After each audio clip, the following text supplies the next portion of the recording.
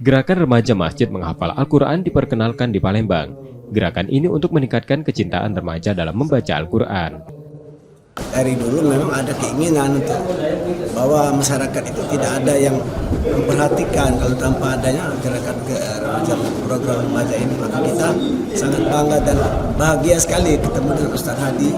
Beliau yang mendukung kita ke depan harus segera kita adakan maksimal mungkin. Mari kita jaringan terhadap anak-anak untuk menghafal Al-Quran. Gerakan ini sejalan dengan pemerintah Provinsi Sumatera Selatan yang memiliki program Satu Desa Satu Rumah Tahfiz.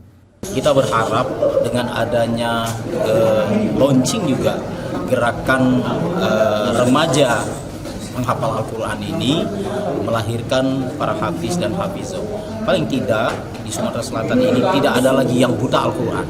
Semuanya sudah bisa untuk membaca Al-Quran.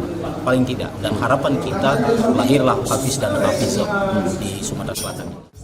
Gerakan ini merangkul remaja masjid yang ada di kawasan Kecamatan Gandus, Palembang untuk tahap awal.